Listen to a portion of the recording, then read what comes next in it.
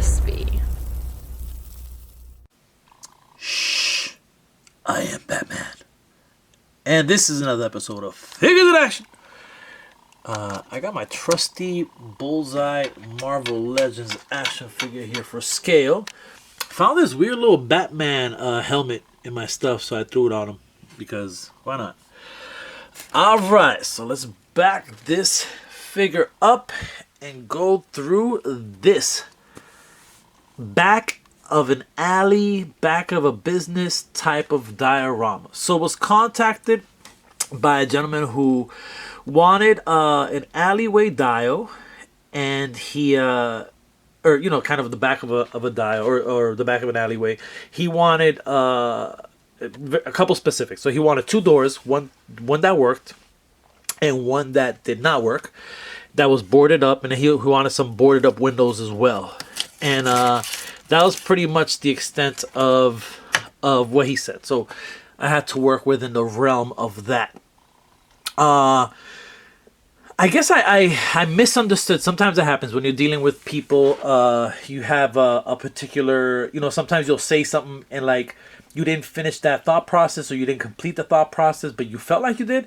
And so when we struck the deal, it was going to be for a floor, a back wall, a side wall. He asked if I can create kind of a wall where somebody had broken through.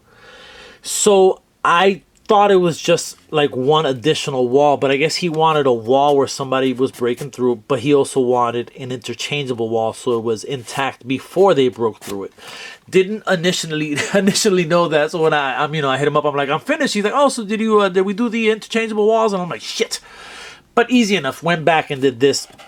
Originally had a tag on there. You can see kind of by the D, to the left of the D there, had a tag just to take up space, because this just the interchangeable wall. And then he hit me up. He was like, yo, is there anything you can do something like a DMX type of tribute? And I'm a DMX fan. I thought Earl Simmons, or I think Earl Simmons was amazing artist. And what he did, the records he broke, man, he in his own right, legendary.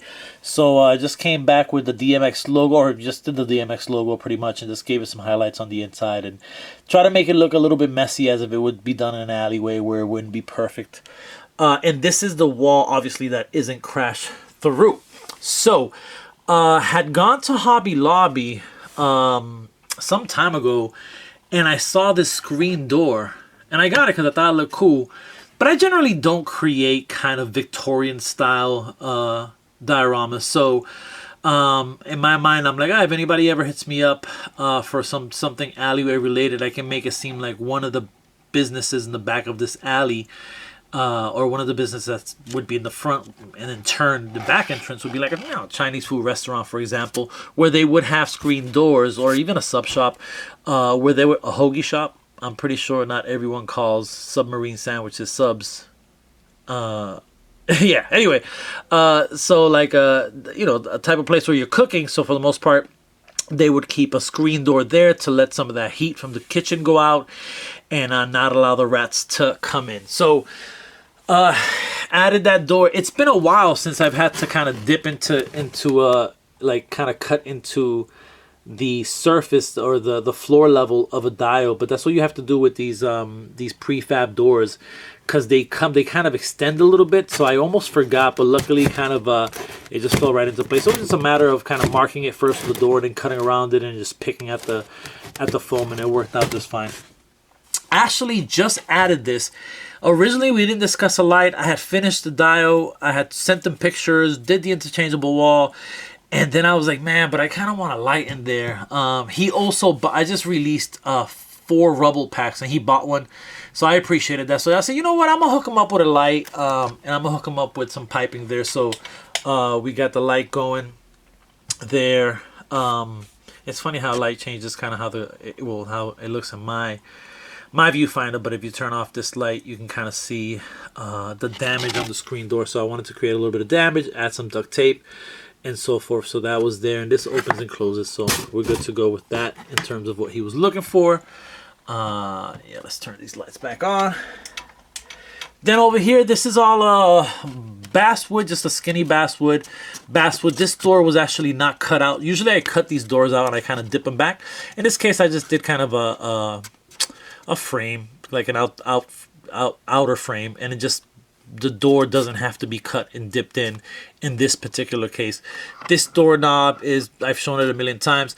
I don't know if I've mentioned this. It's funny because I glued this initially, just kind of put it in there thinking in my mind it may be protected by this, but then I kind of just started going like that and it fell pretty quick. So it's one of those situations where you kind of got to stab it with a toothpick, kind of glue a toothpick in. There's a little hole inside of that knob, so I glue a toothpick in it, and then I glue, hot glue, you know, stab it first, pull it out, hot glue into the little hole that I just stabbed it in, put it back in, and now it gives me, it's definitely not going to fall like it just did earlier. So reinforced that, was happy with that.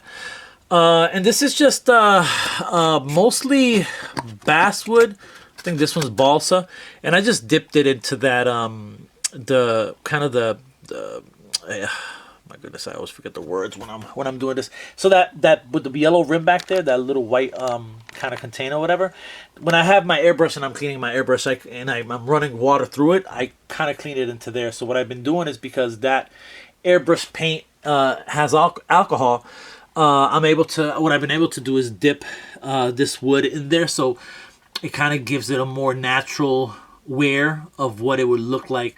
In the beginning, I would make these really dark, but that only looks good if the place has been abandoned for 300 years. Wood doesn't darken super dark that fast. Just put some signage, same deal, aluminum tape backed, on the back of it. So if you wanted to kind of give it like a little bend there, you can give it a bend, and you can put it right back into place because it is that aluminum tape. 16 inches across, 12 inches tall, 11 inches deep, and I am going to stop recording so I can switch the wall and we can continue the conversation. All right, and we're back. So this is the other wall, the interchangeable wall that somebody came crashing through. The way I created this, I mean, obviously the cut in there is not, I just kind of outlined it with a pen and just started cutting away.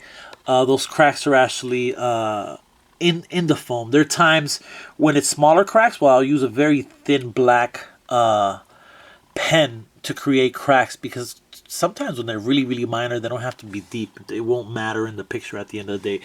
But in this particular case, these were actually kind of etched into the wall. And so then 4 little pieces, so you can put them anywhere you want. This is just a one-piecer. So I have created this before, and basically the formula for this is you set up some parchment paper, right? So in this particular, say I set up some parchment paper. I think this was like a 3.5 space here. So I kind of measured 3.5, and then I just kind of took hot glue on top of the parchment paper and kind of did an outline of what I wanted to do. Probably went twice on it, maybe once, I don't remember. But once that kind of dried, I took the same hot glue gun and started kind of doing this pattern. So it was giving these lines, and I went back the other way. So it's kind of this cross pattern. You can kind of see it here a little bit in terms of this perfect example with where the black is at, where you can see that cross pattern. So I did that a couple of times. Again, it's parchment paper, so it peels right off. Then I took tacky glue and I try to put a bunch of tacky glue and try to fill in as much of the gaps as I can. For example, completely missed these 4 gaps, but it didn't matter ultimately because it still kind of looks like it's hidden by all the other debris. So I did the tacky glue, and then once I did the tacky glue, I sprinkled, I would say I'm gonna have these things out, and I never have them out. I sprinkled, sorry about that. I sprinkled some of this textured sand. I sprinkled some of this textured powder on here, and then let that dry. And after I let it dry for about an hour, hour and a half, I kind of took it off the parchment paper and I let the fan hit the back of it for a bit. So kind of did that back and forth for a little bit until it dried out. Painted the entire thing in black, and instead of using acrylic paint, I actually used airbrush paint, because that, to me, it's like a darker, a blacker pigment, I guess. And it also is a thinner alcohol-based paint, so it falls into the crevices a lot better than the acrylic paint does. So I did that in black, came back, painted the cinder blocks in that gray, and then painted some of the chunks,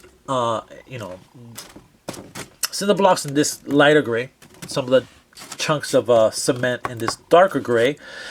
And then once I did those individually, I came back with another gray, and I kind of just did a stroke, just dry brushing, I guess, technique at that point. And this is what this is. So it's pliable, it's kind of flexible, and he's able to just put that there and have those 4 additional pieces just kind of floating wherever, and he can change that wall so it won't have the damage. I had run out of basswood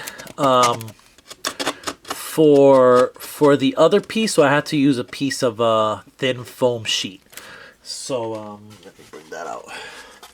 You can't tell too much, but it doesn't pick the paint up as well, that's kind of a brighter yellow. But because they're interchangeable, you're not going to be able to compare them to each other, so you should be fine. And yeah, that's pretty much it, y'all. So if y'all have any other questions, comments, concerns, let me know. This is mesh. This is sewing mesh. And then in the back, I put one of those cloudy sheets of one of these guys here that I have. Is kind of in the back of those windows. And I think I've discussed everything else. Y'all, and I'm out. Peace.